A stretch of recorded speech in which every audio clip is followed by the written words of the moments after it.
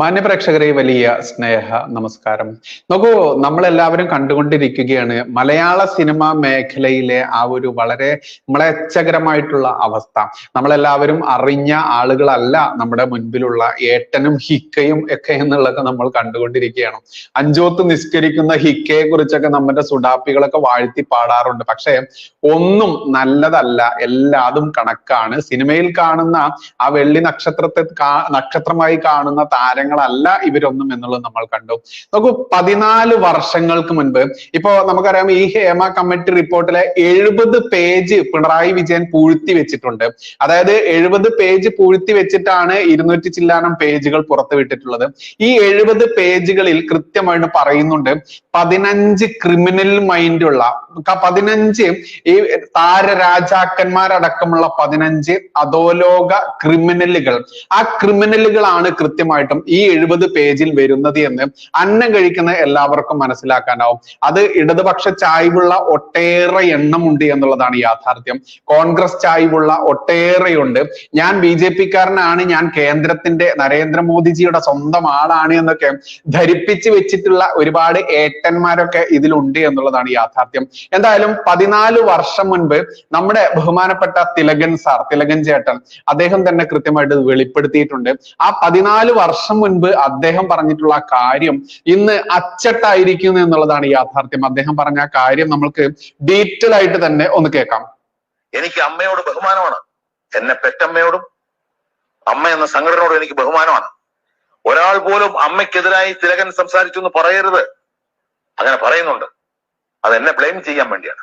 ഞാൻ തുറന്നു പറയുന്നു, അമ്മയോട് എനിക്ക് ബഹുമാനമാണ്, അമ്മ എന്ന സംഘടനയോടും. പക്ഷെ ആ സംഘടനയിൽ ഇരിക്കുന്ന എക്സിക്യൂട്ടീവിലെ ചില അംഗങ്ങൾ ചെയ്യുന്ന പ്രവൃത്തികൾ വളരെ മോശമാണ്. ഒരു മാഫിയ പോലെയാണ്, തീവ്രവാദപരമാണ്. അതുപോലെ തന്നെ ഫെഫ്കയിൽ ഇനി പറയാം, ക്രിസ്ത്യൻ ബ്രദേഴ്സിന് എന്ത് സംഭവിച്ചു. ക്രിസ്ത്യൻ ബ്രദേഴ്സ് എന്ന ചിത്രത്തിന് വേണ്ടി അതിന്റെ പ്രൊഡ്യൂസറായ ഈ സുബൈർ എന്ന് പറയുന്ന ഒരു സുഹൃത്ത് എന്റെ ഈ വീട്ടിൽ ഇവിടെ വന്നിരുന്ന് ഈ കസേരയിൽ ഇരുന്നിട്ട് എന്നോട് വളരെയധികം സംസാരിച്ചു. അതിന് മുമ്പ് അദ്ദേഹം എന്നോട് സംസാരിച്ചിട്ടുണ്ട്. മീശമാധവൻ എന്ന പടത്തിന്റെ പ്രൊഡ്യൂസറാണ് ഞാൻ. മീശമാധവൻ നോക്കൂ, അദ്ദേഹം കൃത്യമായിട്ട് പറയുന്നത് നമ്മളെല്ലാവരും കണ്ടതാണ്. ക്രിസ്ത്യൻ ബ്രദേഴ്സ് എന്ന് പറയുന്ന ഒരു സിനിമയില്ലേ, അതിന്റെ നിർമ്മാതാവായിട്ടുള്ള പ്രൊഡ്യൂസർ ആയിട്ടുള്ള സുബൈർ എന്ന് പറയുന്ന ആൾ അദ്ദേഹത്തെ തിലകൻ സാറിനെ വീട്ടിൽ പോയി കാണുന്നു. അതിനുശേഷം അദ്ദേഹത്തിന് അഡ്വാൻസ് കിട്ടുന്നു. പിന്നെ സംഭവിച്ച ഞെട്ടിക്കുന്ന കാര്യങ്ങൾ നമ്മൾ ഓരോന്നും വള്ളി പുള്ളി വിടാതെ കേൾക്കേണ്ടതുണ്ട്. കേട്ടു നോക്കൂ. അഭിനയിച്ച പ്രധാന നടൻ എന്റെ ശത്രുവാണെങ്കിൽ പോലും അദ്ദേഹത്തിന് എന്നോട് വലിയ സ്നേഹമായിട്ടാണ് സംസാരിച്ചത്. മീശമാധവനിലെ പ്രധാന നടന്റെ കാര്യം പറയണം. ഞാനും എന്റെ ഒരു മകന്റെ സ്ഥാനത്ത് വിളിച്ചോട്ട് സംസാരിച്ചു. ഞാൻ ഇനിയും വരും ചേട്ടനെ കാണാൻ പറഞ്ഞു. അങ്ങനെ രണ്ടാമത് വന്നത് ക്രിസ്ത്യൻ ബ്രദേഴ്സ് എന്നുള്ള ചിത്രത്തിന് എന്നെ ബുക്ക് ചെയ്യാൻ വേണ്ടിയാണ്. ഞാൻ പറഞ്ഞ തുകയ്ക്ക് അദ്ദേഹം സമ്മതിച്ച് എനിക്ക് അഡ്വാൻസ് നിന്ന് എന്നെ ബുക്ക് ചെയ്യുന്നു. എന്റെ 25 ദിവസമാണ് മേടിക്കുന്നത്. പക്ഷെ ഈ പറയുന്ന ചിത്രം, ഈ ക്രിസ്ത്യൻ ബ്രദേഴ്സ് നടന്നില്ല. അതിന് സുബൈർ എന്നെ വിളിച്ച് പറഞ്ഞ കാരണം, ഇത് ചേംബർ ഓഫ് കൊമേഴ്സുകാർ സമ്മതിക്കുന്നില്ല. കാരണം 3.5 കോടി രൂപയിൽ കൂടുതൽ കോസ്റ്റ് ഓഫ് പ്രൊഡക്ഷൻ വരുന്ന ചിത്രങ്ങൾ അനുവദിക്കുകയല്ല എന്നൊരു തീരുമാനമുണ്ട്. അതുകൊണ്ട് സമ്മതിക്കുന്നത് ഒരു 10 കോടി രൂപയെങ്കിലും വരും. ഇതിൽ മോഹൻലാലും ദിലീപും പിന്നെ വേറെ ചിലരൊക്കെ അഭിനയിക്കുന്നുണ്ട്. തമിഴ് നടനായ ഒരു അർജുൻ അഭിനയിക്കുന്നുണ്ട്, എന്റെ കൂടെ അഭിനയിച്ചിട്ടുള്ള ആളാണ്. അതുകൊണ്ട് ഇവരുടെ അച്ഛനായിട്ടാണ് ചേട്ടൻ അഭിനയിക്കേണ്ടത്. ചേട്ടനല്ലാതെ മറ്റൊരാളെ ഞാൻ കാണുന്നില്ല, മറ്റൊരാളില്ല എന്ന് വ്യക്തമായിട്ട് സുബൈർ എന്റെ വീട്ടിലിരുന്ന് എന്റെ കൂരയ്ക്ക് താഴെ ഇരുന്ന് പറഞ്ഞാണ്. എന്തുകൊണ്ട് ഈ സുബൈർ എന്നെ മാറ്റി?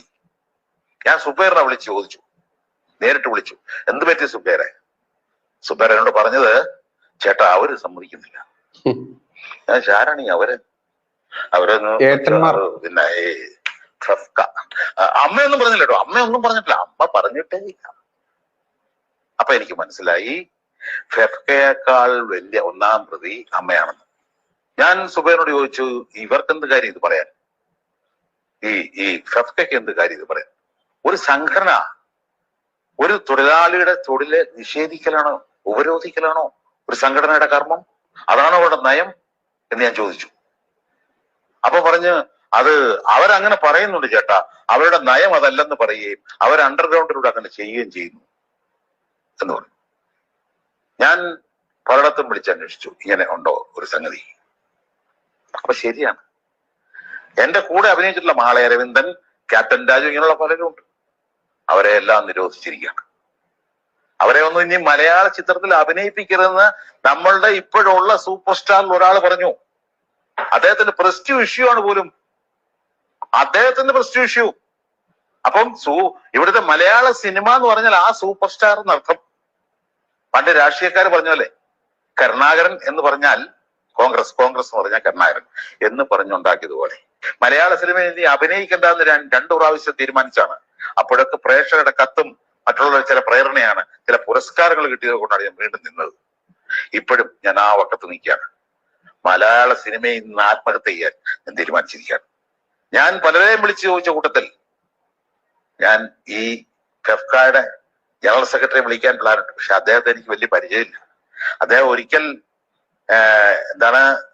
നേരറിയാൻ CBI എന്നുള്ള ലൊക്കേഷൻ വെച്ച് എന്നെ എങ്ങോട്ടോ ഒന്ന് പരിചയപ്പെടുകയും ഞാൻ ആവശ്യപ്പെടാതെ എനിക്കൊരു ക്യാരക്ടർ എഴുതാൻ പോവാണ്, ഈ ക്യാരക്ടറിൽ ചേട്ടനല്ലാതെ മറ്റൊരാൾ അഭിനയിക്കാൻ നിക്കത്തില്ല എന്ന് വരെ പറഞ്ഞ ആളാണ്.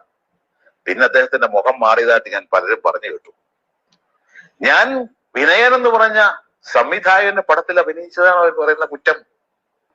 വിനയനെ സംബന്ധിച്ച് പലർക്കും വിപരീത അഭിപ്രായം ഉണ്ടാകാം. അദ്ദേഹം കുറ്റക്കാരനാണെന്ന് പറയുന്നവരുണ്ടാകാം, അല്ലെന്ന് പറയുന്നവരുണ്ടാകാം. അതെനിക്ക് പ്രശ്നമല്ല, അത് തെളിയേണ്ട കാര്യമാണ്. വിനയന്റെ പടത്തിൽ തിലകൻ അഭിനയിക്കരുത് എന്ന് പറയാൻ ആർക്കാണ് അവകാശം? ഞാൻ പ്രേക്ഷകരോട് ചോദിക്കുന്നു. അഭിനയിക്കരുതെന്ന് പറയാൻ പ്രേക്ഷകർക്കേ അവകാശമുള്ളൂ. എന്ന് നിങ്ങൾ തിലകൻ അഭിനയിക്കരുതെന്ന് പറയുന്നു, അന്ന് നിർത്താൻ ഞാൻ തയ്യാറാണ്. നിങ്ങൾ ഒരു കാര്യം മനസ്സിലാക്കണം, ഒരു നടന് തൊഴിലാണ് അവൻ അഭിനയിക്കുക എന്ന് പറയുന്നത്, പക്ഷെ കലയും കൂടാണ്, വെറും തൊഴിലല്ല. കല നമ്മുടെ സമൂഹത്തിന് ആവശ്യമാണ്. അതില്ലാതൊരു സമൂഹം ഒരിക്കലും നല്ല രീതിയിൽ പോകില്ല. അതില്ലാതെ വരുന്നതിന്റെ കുഴപ്പം ഇന്ന് നമ്മുടെ സമൂഹത്തിലുണ്ട്. നമ്മൾ പ്രതീക്ഷിക്കാത്ത സ്ഥലത്ത് ബോംബ് പൊട്ടുന്നു, നിരപരാധികൾ കൊല്ലപ്പെടുന്നു. ഇതെല്ലാം ഈ സിനിമ വരെ വഴിതെറ്റിയതിന്റെ ലക്ഷണമാണ്. എങ്ങനെ കൊല്ലണം, എങ്ങനെ സംഘടിക്കണം എന്നൊക്കെ സിനിമയിലൂടെ പഠിക്കാം. ഇവര് എനിക്ക് പകരം വേറെ ആളുടെ അടുത്ത് പടത്തിന് ഷൂട്ടിംഗ് തുടങ്ങി, അത് നിർത്തിവെച്ചിട്ട് എന്നെ വിളിക്കണവർ. എനിക്ക് പകരം എടുത്തത് എൻ്റെ ഒരു സുഹൃത്തിന്റെ മകനാണ്, എൻ്റെ ഒരു വലിയ സുഹൃത്തിന്റെ മകനാണ്. ആ മകനും എൻ്റെ സുഹൃത്താണ്, ഞാൻ അംഗീകരിക്കുന്ന നടനുമാണ്. പക്ഷെ അദ്ദേഹം പിന്മാറേണ്ടിയിരുന്നു. പണ്ട് സുകുമാരനെ ഇതുപോലെ അമ്മ വിലക്കിയപ്പോ എനിക്ക് ഒരു ചാൻസ് വന്നു, സുകുമാരൻ അഭിനയിക്കേണ്ടതാണ്. ഷൂട്ടിംഗ് തുടങ്ങി 2 ദിവസം കഴിഞ്ഞപ്പോ എന്നെ വിളിച്ചു. ഞാൻ ചോദിച്ചു, എന്താണ് ഇപ്പൊ വിളിച്ചത്? അത് എന്റെ പൊന്നു ചേട്ടാ ഒന്നും പറയരുതേ, ഞങ്ങൾ സുകുമാരൻ സാറിനെ ബുക്ക് ചെയ്തതാണ്, അദ്ദേഹത്തെ വിലക്കിയിരിക്കുക. ഞാൻ അവിടെ ചോദിച്ചപ്പോൾ ഞങ്ങളാരും വിലക്കിയില്ല, പക്ഷെ ഇവിടെ വിലക്കിയിരിക്കുക. അങ്ങനെ അദ്ദേഹത്തിന് പകരം ഞാൻ അഭിനയിക്കാമെന്ന് ഞാൻ സമ്മതിച്ചിട്ട് ഞാൻ പറഞ്ഞു, സുകുമാരനെ ഞാൻ ഒന്ന് വിളിച്ചു ചോദിക്കട്ടെ, അത് കഴിഞ്ഞ് പറയാം. ഞാൻ സുകുമാരനെ വിളിച്ചു. അദ്ദേഹം എന്നോട് പറഞ്ഞത്, ചേട്ടൻ അഭിനയിച്ചു, ചേട്ടൻ ഇത് വിളിച്ചു ചോദിക്കാനുള്ള മനസ്സുണ്ടായിട്ടുണ്ട്. സുകുമാരന്റെ ഭാര്യ ഇപ്പോഴും ജീവിച്ചിരിപ്പുണ്ട്, അവർക്കറിയാം, അത് ചോദിച്ചു നോക്കാം. അഭിനയിച്ച ഒരു സുധീറുണ്ട്, സുധീർ കരമന, വളർന്നു വരാൻ ആഗ്രഹമുള്ളൊരു നടനാണ്. 30 ദിവസം വാങ്ങിയ അയാളുടെ ഈ ക്രിസ്ത്യൻ പ്രദേശത്തിലേക്ക് ജോഷി ഒരിക്കൽ അദ്ദേഹത്തിന് ഫോൺ ചെയ്തു. ജോഷി എന്ന് പറയുന്നത് ഞാൻ ബഹുമാനിക്കുന്ന, ഞാൻ ഇഷ്ടപ്പെടുന്ന സീനിയർ മോസ്റ്റ് ഡയറക്ടറാണ്. അദ്ദേഹത്തിന്റെ ഒരു ചിത്രം പോലും പിഴച്ചു പോയിട്ടില്ല, ഒരു ഷോട്ട് പോലും പിഴച്ചു പോയിട്ടില്ല. അത്രമാത്രം ഞാൻ ബഹുമാനിക്കുന്ന ആളാണ്. അദ്ദേഹം ഇയാളോട് ചോദിച്ചു, നീ വിനയന്റെ പടത്തിലുണ്ടോ? അദ്ദേഹം പറഞ്ഞു, ഉണ്ട് സർ. പ്രശ്നമായില്ലോടാ. ജോഷി പറഞ്ഞാണ്. ജോഷി ആരെ ഭയപ്പെടുന്നു? എനിക്ക് മനസ്സിലാകുന്നില്ല. ഒരു സംവിധായകനോട് ഭയപ്പെടണം ആരെങ്കിലും? ഒരു കലാകാരനാണ് സംവിധായകൻ. കലാകാരന് സ്വാതന്ത്ര്യം വേണം, മാനസികമായ സ്വാതന്ത്ര്യവും അല്ലാത്ത സ്വാതന്ത്ര്യം വേണം, ഇന്ത്യൻ ഭരണഘടനയെ പറഞ്ഞ സ്വാതന്ത്ര്യം വേണം. ആരെങ്കിലും ഭയപ്പെട്ടൊരു പടം ചെയ്യാൻ ഒക്കില്ല. പടം ചെയ്യുന്നവൻ ഭയപ്പെടാതെ ചെയ്യണം. ആ ജോഷിയാണ് ചോദിച്ചത്, നീ വിനയന്റെ പടത്തിൽ അഭിനയിക്കണം. പ്രശ്നമായല്ലോ. ഉണ്ണികൃഷ്ണൻ കട്ട് ചെയ്തു. ഉണ്ണികൃഷ്ണൻ എന്ന് പറയുന്ന ആള് പ്രധാന വില്ലൻ, ഞാൻ നേരത്തെ പറഞ്ഞ വ്യക്തി ബി ഉണ്ണികൃഷ്ണൻ എന്ന് പറയപ്പെടുന്ന ആള്, മാഫിയകളുടെ അദ്ദേഹം പറഞ്ഞിരിക്കുന്ന തിലകനെ കട്ട് ചെയ്തു. പിന്നെയാണോടാ നീ ചുറ്റുപാട് നടക്കുന്നതൊന്നും നീ അറിയുന്നില്ലടാ എന്ന്. ഞങ്ങൾ ഇതൊക്കെ തീരുമാനിച്ചിരിക്കുക. ഫെഫ്കയുടെ ജനറൽ സെക്രട്ടറിയാണ് ഈ പറഞ്ഞിരിക്കുന്നത്. ഞാൻ അറിഞ്ഞതാണ്, പറഞ്ഞോ ഇല്ലെന്ന് എനിക്ക് അറിഞ്ഞുകൂടാ കേട്ടോ. ഇനി ജനറൽ സെക്രട്ടറി എന്റെ മെക്കെട്ട് കയറാൻ വരരുത്. വന്നാൽ എന്നെ കൊണ്ട് പറ്റുന്ന പോലെ ഞാനും നോക്കും. അദ്ദേഹം പറഞ്ഞിട്ടുണ്ട് ശാരീരികമായി നേരിടുന്നു. അത് എനിക്കും അറിയാം, ശാരീരികമായി നേരിടാൻ. അത് സംസ്കാര ശൂന്യതയായതുകൊണ്ട് ഞാൻ പറയാം, എന്റെ മെക്കെട്ട് കയറരുത്. ഇന്ദ്രൻസ് എന്ന് പറയുന്ന ഒരു നടനുണ്ട്, കേട്ടു നോക്കൂ. അദ്ദേഹം ഒരു നല്ല കോസ്റ്റ്യൂമറായിരുന്നു പണ്ട്. എനിക്ക് ഷൂസ് ഇട്ട് തന്നിട്ടുണ്ട്, എനിക്ക് പാന്റ് ഇട്ട് തന്നിട്ടുണ്ട്. എന്റെ മുമ്പിൽ ഇപ്പോഴും ഇരിക്കല. ഞാൻ പറഞ്ഞിരുത്ത്, അവിടെ ഇരി, നീ ഇപ്പൊ ഒരു നടനാണ്. ഇന്ദ്രൻസിനോട് ചോദിക്കാം, അദ്ദേഹം പറയുന്നത്. ആ ഇന്ദ്രൻസ് അണ്ണാറക്കണ്ണൻ തന്നാലായ എന്നുള്ള പടത്തിൽ ഞാൻ ഒരു ദിവസം വർക്ക് ചെയ്തിട്ടുണ്ട്. 2 സീൻ. അന്ന് അവിടെ വന്ന് കരയുന്നത് ഞാൻ കണ്ടു. എന്തിനാണ് ആൾ കരയുന്നത് എനിക്ക് മനസ്സിലായില്ല. അവിടെ ഞാൻ ചോദിച്ചു, എങ്ങനെയാണ് എന്തിനാ കരഞ്ഞത് അവിടെ വെച്ച്? ഞാൻ കരഞ്ഞില്ല സാർ. ആദ്യമൊക്കെ ഒഴിഞ്ഞു മാറാൻ ശ്രമിച്ചെങ്കിലും ഞാൻ പറഞ്ഞു, ഞാൻ കണ്ടല്ലോ നീ കരയുന്നത്. ആ പാവത്തൊക്കെ കരയിപ്പിച്ച ഇവന്മാരൊക്കെ രക്ഷപ്പെടുക. കരയാച്ചിൽ വന്നുപോയി. എന്താണ്, ഞാനൊരു 25,000 രൂപ ഞാൻ ഈ വിനയന്റെ ഇന്ന് അഡ്വാൻസ് മേടിച്ചതാണ്. അന്നേരം അവിടുന്ന് ഇവിടുന്നൊക്കെ എന്നെ വിളിച്ചു പറഞ്ഞു, അഭിനയിക്കരുത്, പോയി അഭിനയിച്ചാൽ കുഴപ്പമാണ്, നിന്നെ ഉപരോധിക്കും, മറ്റാ മരിച്ചെന്നൊക്കെ പറഞ്ഞു. എനിക്ക് ജീവിക്കണ്ടേ ചേട്ടാ, ഞാൻ വളരെ താഴെ നിന്ന് വളർന്നു വരുന്നവനാണ്. അതിന് ഞാൻ എന്ത് ചെയ്യും? ഞാൻ ഏറ്റവും കൂടുതൽ ബഹുമാനിക്കുന്ന ആൾക്കാരോട് എനിക്ക് നീതികേട് കാണിക്കേണ്ടി വരുന്നല്ലോ എന്ന് വിചാരിച്ചാൽ കരഞ്ഞാണ്. ഇന്ദ്രൻസ് വളരെ കറക്റ്റാ പറഞ്ഞത്. അങ്ങനെ പലരെയും ബുദ്ധിമുട്ടിച്ചുകൊണ്ടാണ് ഇവിടെ ചില മാഫിയ സംഘങ്ങൾ സിനിമ ഉണ്ടാക്കുന്നത്. നോക്കൂ, 14 വർഷങ്ങൾക്ക് മുൻപ് തിലകൻ സാർ പറഞ്ഞ് നമ്മളെ വിട്ട് പിരിഞ്ഞു പോയതാണ് അദ്ദേഹം പറഞ്ഞ ഒരു വാക്ക്, ഒരു അക്ഷരം പോലും ഇന്ന് തെറ്റിയിട്ടില്ല എന്നുള്ളതാണ് ഹേമ കമ്മിറ്റി റിപ്പോർട്ടിലൂടെ പുറത്തു വന്നിരിക്കുന്നത്. ഇനി നിങ്ങൾക്ക് പ്രേക്ഷകർക്ക് തന്നെ തീരുമാനിക്കാം, ആരൊക്കെ ആയിരിക്കും ഈ പിണറായി വിജയൻ പൂഴ്ത്തിവെച്ച ആ 70 പേജിലെ ഈ കൊടും ക്രിമിനലുകൾ, മാഫിയ തലവന്മാർ, കാമഭ്രാന്തന്മാർ എന്നുള്ളത് നിങ്ങൾക്ക് തന്നെ ഇതിൽ നിന്ന് വായിച്ചെടുക്കാം. കൃത്യമായിട്ടും തിലകൻ സാർ തന്നെ പറഞ്ഞിട്ടുണ്ട്. ഇനി വേറൊരു, നമുക്കറിയാം ലൂസിഫർ എന്ന് പറയുന്ന ഒരു സിനിമയുണ്ടല്ലോ. ആ ലൂസിഫർ എന്ന് പറയുന്ന സിനിമയിൽ മഞ്ജു വാര്യരുടെ മകളായിട്ട് അഭിനയിക്കുന്ന, എനിക്ക് തോന്നുന്നു സാനിയ അയ്യപ്പനോ അങ്ങനെ ആരോ ആണ് അത് അഭിനയിച്ചിട്ടുള്ളത്. പക്ഷേ അവിടെ അഭിനയിക്കേണ്ടിയിരുന്നത് മാളവിക എന്ന് പറയുന്ന ഒരു കുട്ടിയാണ്. ആ കുട്ടിയുടെ ഫോട്ടോ ഞാൻ ഇവിടെ കാണിച്ചു തരാം. ആ കുട്ടിയെ ഐഡന്റിഫൈ ചെയ്യാൻ പറ്റുമല്ലോ ഇങ്ങനെ കണ്ടാലും. ഇത്തരത്തിൽ ഈ കുട്ടിയായിരുന്നു, മാളവിക എന്ന് പറയുന്ന ഈ കുട്ടിയായിരുന്നു മഞ്ജു വാര്യരുടെ മകളായിട്ട് അഭിനയിക്കേണ്ടിയിരുന്നത് ലൂസിഫറിൽ. പക്ഷേ ആ കുട്ടി അവിടുന്ന് മാറ്റപ്പെട്ടു. എന്തുകൊണ്ട്? പിന്നീട് അവിടെ സാനിയ അയ്യപ്പൻ വന്നു എന്നുള്ളത് ആ കുട്ടി തന്നെ ഒരു ചാനലിനോട് പച്ചയ്ക്ക് തുറന്നു പറയുന്നുണ്ട്. കേട്ടു നോക്കാം. അത് ഒരു ചില്ലിട്ട റൂമായിരുന്നു. ഞാൻ അതിൻ്റെ ഉള്ള ഓഡിഷൻ ചെയ്യാം. ഒരു അരമണിക്കൂറോളം ഇയാൾ എന്നെ ഓഡിഷൻ ചെയ്യിക്കുന്നുണ്ട്. അപ്പൊ കുറെ ഷൂട്ട് ചെയ്ത് കഴിഞ്ഞപ്പോ ഇയാൾ എൻ്റെ അടുത്ത് പറഞ്ഞു, മാളവിക മുടി കുറച്ച് പാറിയിട്ടുണ്ട്, അവിടെ ഡ്രസ്സിംഗ് റൂം ഉണ്ട്, മാളവിക പോയിട്ടൊന്ന് ഹെയർ ശരിയാക്കിയിട്ട് വരുമെന്ന് പറഞ്ഞു. അപ്പൊ ഞാൻ ഓക്കെ സാർ എന്ന് പറഞ്ഞിട്ട് ഞാൻ ആ റൂമിൽ പോയി. ഞാൻ റൂമിൽ പോയിട്ട് ഹെയർ ചെയ്തുകൊണ്ടിരിക്കുമ്പോ ഇയാൾ പെട്ടെന്ന് തന്നെ വന്ന് ബാക്കിൽ പിടിച്ചു. അത്യാവശ്യം നല്ല പൊക്കും തടിയൊക്കെ ഉള്ള ആളാട്ടോ. ഞാൻ ഒരു കൈ കൊണ്ട് ആളെ തട്ടി മാറ്റാൻ നോക്കുന്നുണ്ട്, എനിക്ക് പറ്റുന്നില്ല. അപ്പൊ ആൾ എൻ്റെ അടുത്ത് പറഞ്ഞു, മാളവിക ഇപ്പൊ ഒന്ന് മനസ്സ് വെച്ച് കഴിഞ്ഞാൽ മാളവികനെ അടുത്ത ആൾക്കാർ കാണാൻ പോകുന്നത് മഞ്ജു വാര്യരുടെ മോളായിട്ടായിരിക്കും. നമ്മുടെ അവസ്ഥയെ മുതലാക്കുക എന്നൊക്കെ പറയില്ലേ. അപ്പൊ മാളവിക ഒന്നും അറിയണ്ട, അമ്മ അനിയത്തിയും പുറത്തിരുന്നോട്ടെ, ഒരു 10 മിനിറ്റ് മാളവിക ഒന്നുകൂടെ നിന്നാ മതി എന്ന് പറഞ്ഞു. ഞാൻ കരയാൻ തുടങ്ങി, വരയ്ക്കാൻ തുടങ്ങി, എന്താ ചെയ്യേണ്ടതെന്ന് അറിയില്ല. അപ്പൊ ആളുടെ കയ്യിൽ ക്യാമറ ഉണ്ടായിരുന്നു, ആള് ഷൂട്ട് ചെയ്തോണ്ടിരിക്കുന്ന ക്യാമറ. അപ്പൊ ഞാൻ ആ ക്യാമറ തട്ടി താഴെ ഇടാൻ നോക്കിയപ്പോ ആള് ക്യാമറ പിടിക്കാൻ നോക്കിയൊരു ഗ്യാപ്പില് ഞാൻ ഒന്നും നോക്കാതെ ഈ ആ ഗ്ലാസ് വിൻഡോ തുറന്ന് പുറത്തോട്ട് ഞാൻ കരഞ്ഞു ഓടിയിട്ടുണ്ട്. ഞാൻ നോക്കൂ, ലൂസിഫർ എന്ന് പറയുന്ന സിനിമയാണ് മോഹൻലാലിന്റെ സൈറ്റിൽ നടന്ന, മോഹൻലാലിന്റെ മുൻപിൽ വെച്ച് നടന്ന, ഞമ്മന്റെ ലാലേട്ടന്റെ മുൻപിൽ വെച്ച് നടന്ന ഒരു കാര്യമാണ് ഈ മാളവിക പറയുന്നത്. മഞ്ജു വാര്യരുടെ മകളായിട്ട് അഭിനയിക്കേണ്ടി ഇരുന്ന മാളവിക പിന്നീട് അത് സാനിയ അയ്യപ്പനായി മാറി. സാനിയ അയ്യപ്പൻ എന്തൊക്കെ സംഭവിച്ചു എന്നുള്ളത് ദൈവത്തിനും ആ കുട്ടിക്ക് മാത്രമേ അറിയുള്ളൂ. എന്തായാലും മാളവികയെ പിറകിൽ നിന്ന് കുറച്ച് ക്യാമറ, അതായത് ഓഡിഷൻ, നമ്മൾക്കറിയാം ഇവരുടെ റിഹേഴ്സലും മറ്റുള്ള കാര്യങ്ങളൊക്കെ നോക്കുന്നതായിരിക്കാം ഓഡിഷൻ എന്ന് പറയുന്നത്. എനിക്കറിയില്ല, സിനിമ മേഖലയായിട്ട് എനിക്കറിയില്ല. എന്തായാലും ഈ ഓഡിഷൻ നടന്നുകൊണ്ടിരിക്കുന്ന സമയത്ത് അത് ഷൂട്ട് ചെയ്തുകൊണ്ടിരുന്ന ഒരു ലോക്കൽ ക്യാമറാമാൻ ഈ പെൺകുട്ടിയുടെ പുറത്ത് വന്ന് പുറകു വശത്തൂടെ വന്നിട്ട് ആ കുട്ടിയെ ബലമായി പിടിക്കുന്ന മാത്രമല്ല വളരെ മോശമായ രീതിയിൽ ഉപദ്രവിക്കുന്നു. ആ കുട്ടി അയാളുടെ കയ്യിലിരുന്ന ക്യാമറ തട്ടിക്കളയുന്ന ആ സ്ട്രെസ്, ആ ക്യാമറ രക്ഷിക്കാൻ നോക്കുന്ന സമയത്ത് ഈ പെൺകുട്ടി എന്ത് ചെയ്യുന്നു? ഓടി രക്ഷപ്പെടുന്നു, കരഞ്ഞുകൊണ്ട് ഓടി രക്ഷപ്പെടുന്നു.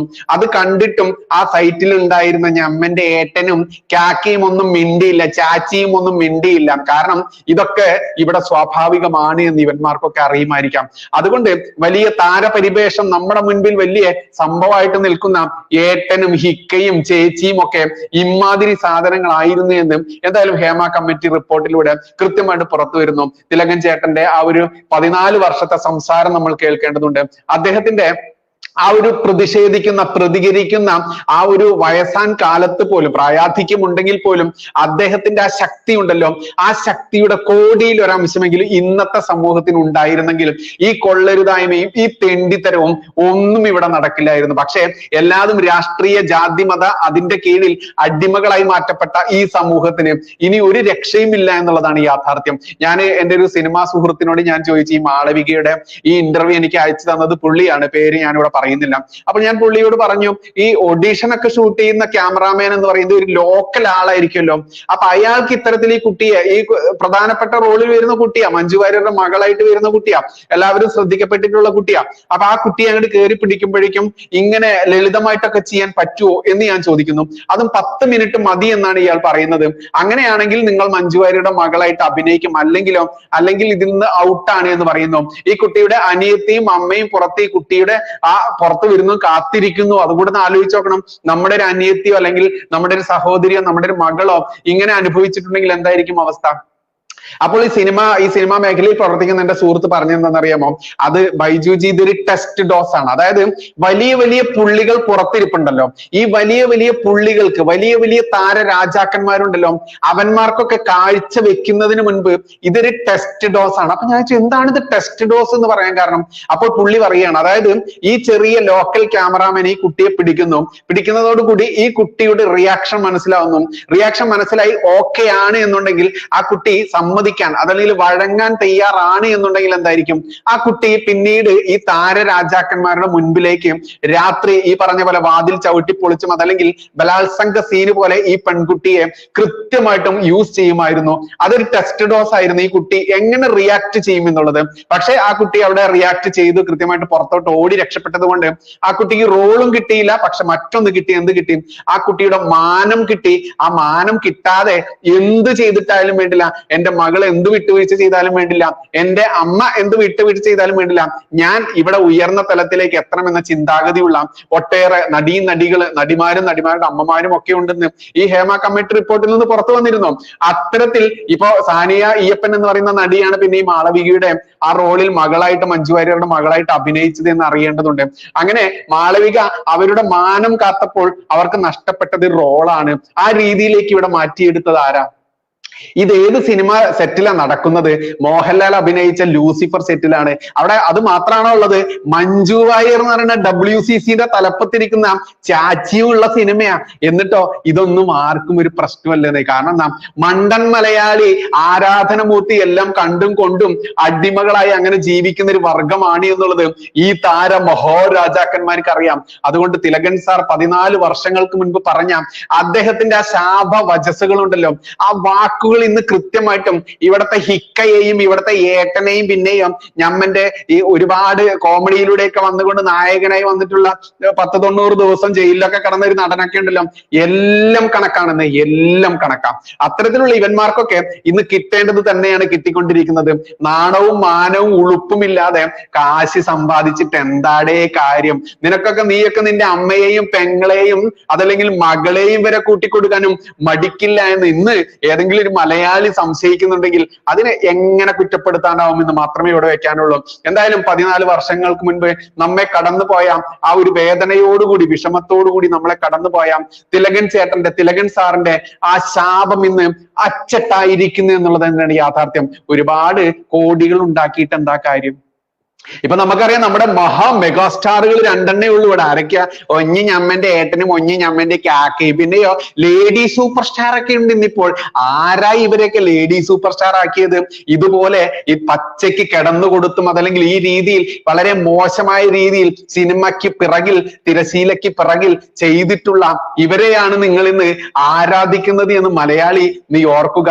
ഇനിയെങ്കിലും ഇവിടെ കൃത്യമായിട്ടും ഇത്തരത്തിൽ ഗുണ്ടായിസം അതല്ലെങ്കിൽ മയക്കുമരുന്നായിക്കോട്ടെ, സ്ത്രീകളെ ഉപയോഗിക്കുന്നതായിക്കോട്ടെ, ഇതിലൊക്കെ അഗ്രഗണ്യന്മാരായിട്ടുള്ള കാമഭ്രാന്തന്മാരും ഭ്രാന്തികളുമാണ് നിന്റെയൊക്കെ താരരാജാക്കന്മാരും രാജകുമാരികളും എന്ന് മലയാളി നീ മനസ്സിലാക്കുക. നാണവും മാനവും ഉളുപ്പുമില്ലാത്ത ഈ വർഗത്തെ ഇപ്പോഴെങ്കിലും മനസ്സിലാക്കാൻ പറ്റിയതിൽ നമ്മുടെ തിലകൻ ചേട്ടൻ 2014 വർഷങ്ങൾക്ക് മുൻപ് മനസ്സിലാക്കി. നമ്മൾക്ക് വൈകിയാണെങ്കിലും മനസ്സിലാക്കാൻ ഹേമ കമ്മിറ്റി റിപ്പോർട്ട് വേണ്ടി വന്നു എന്നുള്ളതാണ് യാഥാർത്ഥ്യം. അതുകൊണ്ട് തന്നെ ഇതിൽ 70 പേജ് പിണറായി വിജയൻ മാറ്റിയിട്ടുണ്ട്. 70 പേജ് പിണറായി വിജയൻ പൂഴ്ത്തി വെച്ചിട്ടുണ്ട്. ആ പൂഴ്ത്തി വെച്ച പേജ് നട്ടെല്ലുണ്ടെങ്കിൽ പുറത്തുവിടാൻ ഈ നാട്ടിലെ കമ്മ്യൂണിസ്റ്റുകാരുടെ അടിമകളല്ലാത്ത, ഞങ്ങൾ അടിമകളൊന്നും അല്ല, ഞങ്ങൾക്ക് പിണറായി വിജയനല്ല കമ്മ്യൂണിസമാണ് വലുതെന്ന് പറഞ്ഞു നടക്കുന്ന ഡാഷ് മക്കളുണ്ടല്ലോ, നട്ടെല്ലുണ്ടെങ്കിൽ ആ 70 പേജൂടെ പുറത്തുവിടാൻ നീയൊക്കെ സന്നദ്ധത കാണിക്കടോ, ആവശ്യപ്പെടടോ. നാണവും മാനവും നട്ടെല്ലും ഉളുപ്പും ഉണ്ടെങ്കിൽ എന്ന് മാത്രമേ പറയാനുള്ളൂ. നന്ദി, നമസ്കാരം. ജയ് ഹിന്ദ്, ജയ് ശ്രീറാം.